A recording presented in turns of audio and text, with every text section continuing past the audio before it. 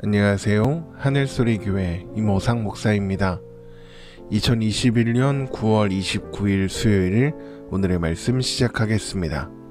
오늘 나눌 말씀은 레위기 1장 2절에서 9절 말씀입니다.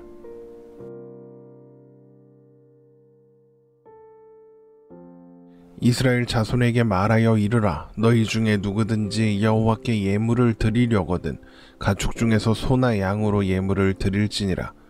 그 예물이 소의 번제이면 흠없는 수컷으로 회막문에서 여호와 앞에 기쁘게 받으시도록 드릴지니라. 그는 번제물의 머리에 안수할지니 그를 위하여 기쁘게 받으심이 되어 그를 위하여 속죄가 될 것이라. 그는 여호와 앞에 그 숫송아지를 잡을 것이요 아론의 자손 제사장들은 그 피를 가져다가 회막문 앞 제단 사방에 뿌릴 것이며 그는 또 그 번제물의 가죽을 벗기고 각을 뜰 것이요 제사장 아론의 자손들은 제단 위에 불을 붙이고 불 위에 나무를 버려놓고 아론의 자손 제사장들은 그 뜬 각과 머리와 기름을 제단 위에 불 위에 있는 나무에 버려놓을 것이며 그 내장과 정강이를 물로 씻을 것이요 제사장은 그 전부를 제단 위에서 불살라 번제를 드릴지니 이는 화제라 여호와께 향기로운 냄새니라. 아멘. 회막은 하나님께서 죄인인 인간이 하나님의 임재 안에 거할 수 있는 방법을 제시하신 곳이라고 했죠. 하나님은 성막을 통해서 자기 백성들과 함께 하시고 백성들은 성막에서 드리는 제사를 통해 하나님을 만나고 예배할 수 있는 것입니다. 레위기 1장 2절입니다. 이스라엘 자손에게 말하여 이르라. 너희 중에 누구든지 여호와께 예물을 드리려거든 가축 중에서 소나 양으로 예물을 드릴지니라. 예물로 번역된 히브리어 고르바는 나아오다, 다가오다 라는 의미를 가진 히브리어 카레브에서 유래한 단어입니다. 그러므로 예물에는 하나님께 가까이 나아갈 수 있는 방법이라는 의미가 담겨 있는 것이죠. 그러니까 제사는 이스라엘 백성들이 하나님 앞에 나아가 하나님 앞으로 다가가서 하나님을 만날 수 있는 방법이라는 것입니다. 우리는 흔히 예물 그러면 제사를 위해서 바치는 소나 양 같은 제물을 의미한다고 생각하죠. 그러나 예물은 소나 양 같은 제물을 의미하는 것이 아니라 그것을 가지고 와서 행하는 제사 그 자체, 그리고 그 제사를 드리는 그 사람을 의미하는 것이 되는 것입니다. 그래서 이어지는 1장 3절에서도 제물과 제사를 분리하지 않고 그 예물이 소의 번제이면이라고 말씀하시는 겁니다. 레위기 1장 3절입니다. 그 예물이 소의 번제이면 흠없는 수컷으로 회막문에서 여호와 앞에 기쁘게 받으시도록 드릴지니라. 그래서 번제는 하나님께 감사와 찬송을 돌리고 믿음과 순종을 고백하며 하나님의 은혜를 구하며 나아간다는 의미가 있습니다. 홍수가 끝나고 노아가 하나님 앞에 제단을 쌓고 정결한 짐승과 새를 취하여 드린 제사, 그리고 아브라함이 가나안 땅에 도착해서 드렸던 제사, 모세의 장인 이드로가 모세로부터 하나님의 구원의 역사에 대하여 모두 듣고 여호와는 모든 신보다 더 크시다 라고 고백하면서 드리는 제사, 시내산 언약을 체결하면서 모세가 율법을 낭독하고 백성들이 이것을 준행하겠다라고 응답한 후에 드린 제사가 바로 그런 의미를 담아드린 번제였습니다. 결국 번제는 하나님을 향한 믿음과 순종, 감사를 드러내기 위해서 드리는 제사다라고 할 수 있는 것이죠. 그래서 사무엘상에서 사울이 아말렉을 진멸하라는 하나님의 명령에 순종하지 않고 하나님께 번제로 드리려고 가축들을 남겨두었습니다 라고 이야기할 때 사무엘이 제사보다 순종이 중요하다라고 이야기했던 겁니다.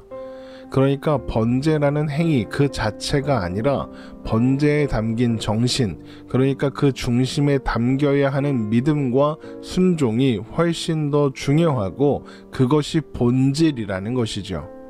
사무엘상 15장 22절에서 23절입니다. 사무엘이 이르되 여호와께서 번제와 다른 제사를 그의 목소리 청종하는 것을 좋아하신 같이 좋아하시겠나이까. 순종이 제사보다 낫고 듣는 것이 순양의 기름보다 나으니 이는 거역하는 것은 점치는 죄와 같고 완고한 것은 사신 우상에게 절하는 죄와 같음이라. 왕이 여호와의 말씀을 버렸으므로 여호와께서도 왕을 버려 왕이 되지 못하게 하셨나이다 하니. 또한 예수님도 하나님을 사랑하고 이웃을 사랑하는 것이 번제물보다 낫다라고 말씀하십니다. 마가복음 12장 33절입니다.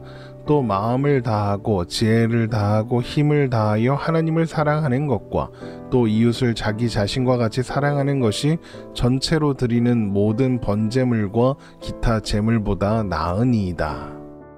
그러니까 번제는 하나님을 향한 신뢰와 믿음, 순종과 헌신, 감사와 사랑을 담아서 드리는 제사라는 것입니다.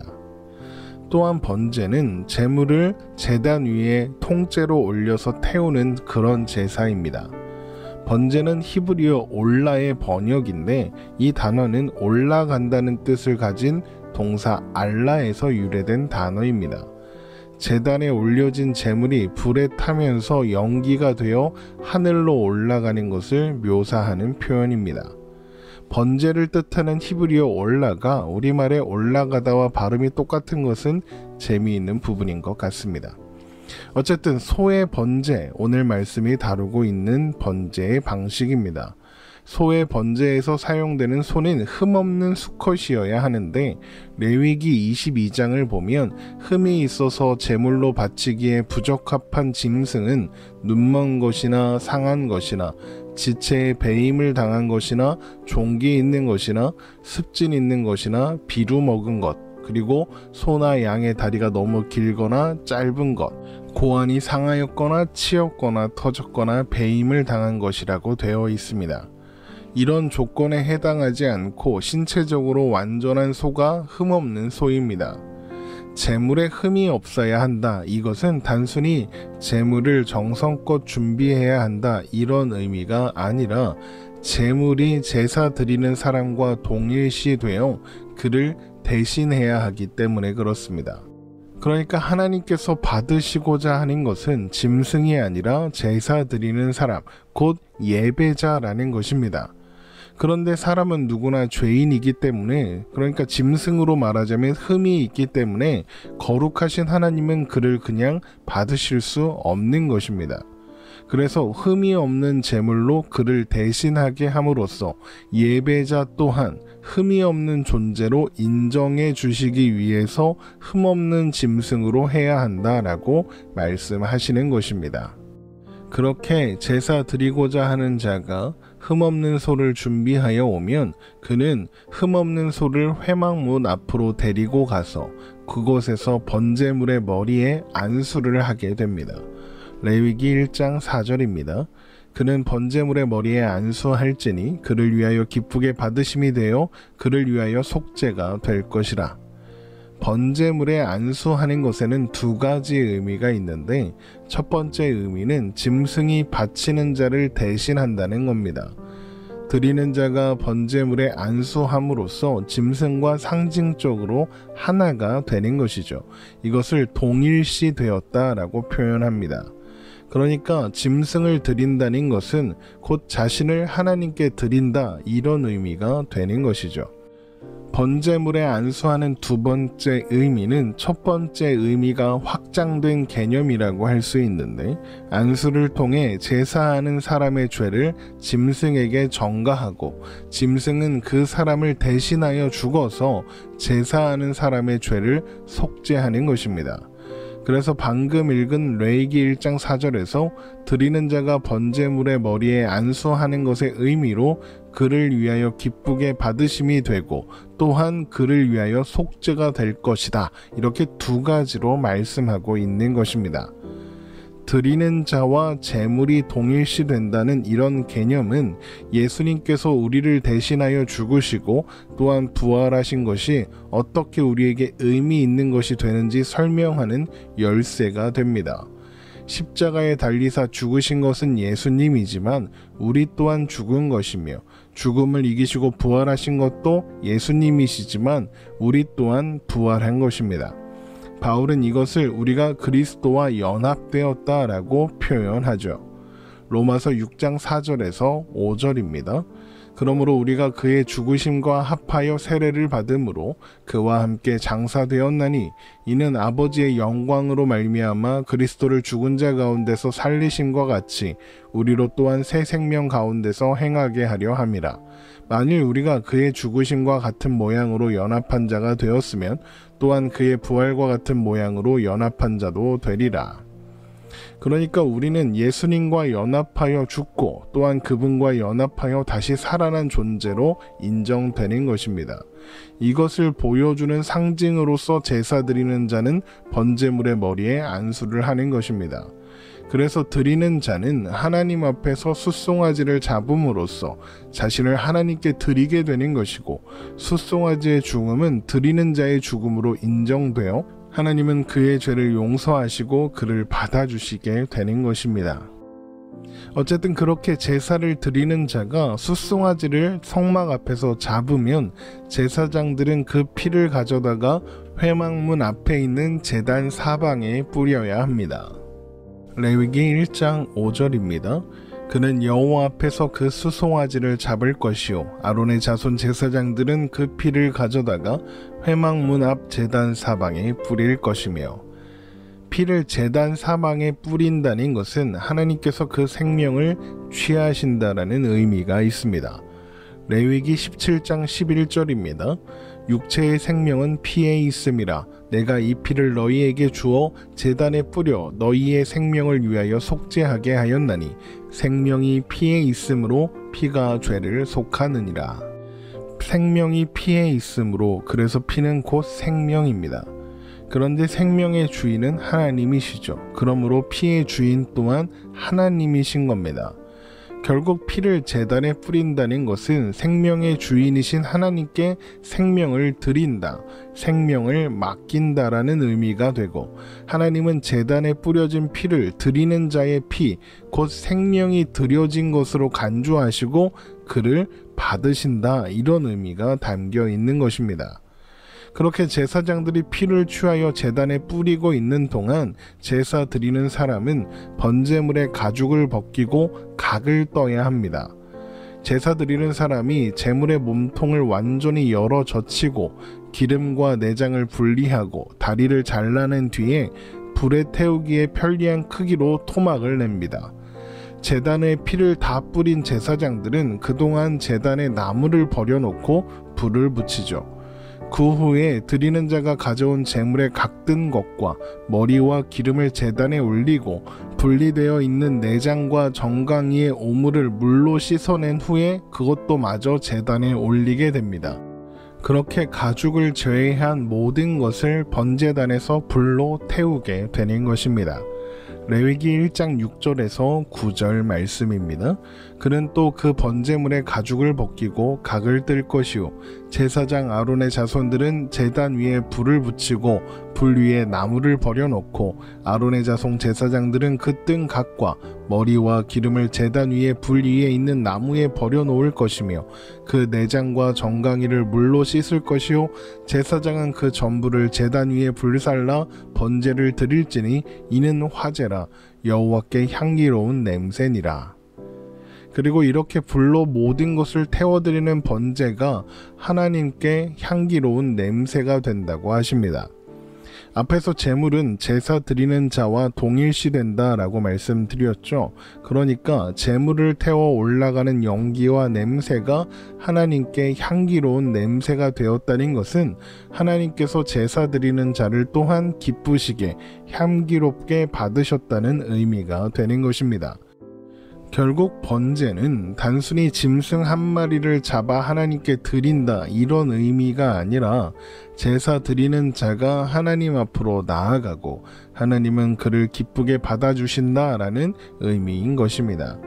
제사 드리는 사람은 번제를 위해서 제물을 준비하고 그 과정을 수행함으로써 하나님 앞으로 나아가는 자, 곧 예배자로서 준비되고 그는 그 자신을 하나님께 드려 자신이 하나님을 사랑하고 하나님의 뜻에 순종하는 자로 구별되었음을 고백하게 되는 것이죠. 로마서 12장 1절입니다. 그러므로 형제들아 내가 하나님의 모든 자비하심으로 너희를 권하노니 너희 몸을 하나님이 기뻐하시는 거룩한 산 제물로 드리라. 이는 너희가 드릴 영적 예배니라. 그러니까 제사 드리는 사람은 곧 하나님께서 기뻐하시는 산 제물이 되어야 했던 것입니다. 그런데 드려지는 제물은 흠이 없어야 한다고 했습니다. 흠이 있는 제물은 하나님께 드릴 수 없죠. 그런데 모든 인간은 죄라는 흠이 있습니다. 그래서 사람 중 누구도 하나님 앞에 드려질 수 있는 온전한 제물이 될 수 없는 것이죠. 그러면 결국 아무도 하나님 앞으로 나아갈 수 없겠네요. 그러면 아무도 하나님께서 기쁘시게 받으실 수 없겠죠. 그래서 하나님은 대신할 희생제물, 흠없는 제물을 가져오라고 하신 겁니다. 흠없는 제물을 제사 드리는 자를 대신하는 존재로 그 사람과 같다고 인정하시고 제사를 드리는 자를 기쁘시게 받아주시기 위해서인 거죠. 그러면 우리에게도 우리를 대신하여 하나님 앞에 흠이 없다고 인정되어 기쁘시게 받으시는 제물이 필요하겠죠. 그 제물이 바로 예수 그리스도이신 겁니다. 번제에 드려지는 흠없는 짐승은 우리를 대신하여 죽으신 예수 그리스도의 모형인 것입니다. 예수님께서 우리를 위한, 우리를 대신하는, 우리와 동일시되는 제물이 되어주셔서 하나님께서 기뻐하시는 향기로운 냄새가 되어주신 것입니다. 에베소서 5장 2절입니다. 그리스도께서 너희를 사랑하신 것 같이 너희도 사랑 가운데서 행하라. 그는 우리를 위하여 자신을 버리사 향기로운 제물과 희생제물로 하나님께 드리셨느니라. 예수님께서 우리를 위한 향기로운 제물과 희생제물로서 하나님께 드려지심으로써 우리들 또한 예수님과 함께 하나님 앞에 향기로운 냄새로 하나님께서 기뻐하시는 산 제물로 받아들여지게 되는 것입니다. 하나님은 이렇게 예수님을 통해서 우리로 하여금 하나님께로 가는 길, 하나님을 만나는 길을 열어주셨고, 그래서 우리는 오늘도 담대하게 하나님 앞으로 나아가 하나님을 아바 아버지라 부를 수 있게 된 것입니다. 에베소서 3장 12절입니다. 우리가 그 안에서 그를 믿음으로 말미암아 담대함과 확신을 가지고 하나님께 나아감을 얻느니라. 이것이 번제에 담긴 의미입니다. 오늘 말씀 이렇게 마치겠습니다. 주님 안에서 평안한 하루 되시기를 주님의 이름으로 축원합니다.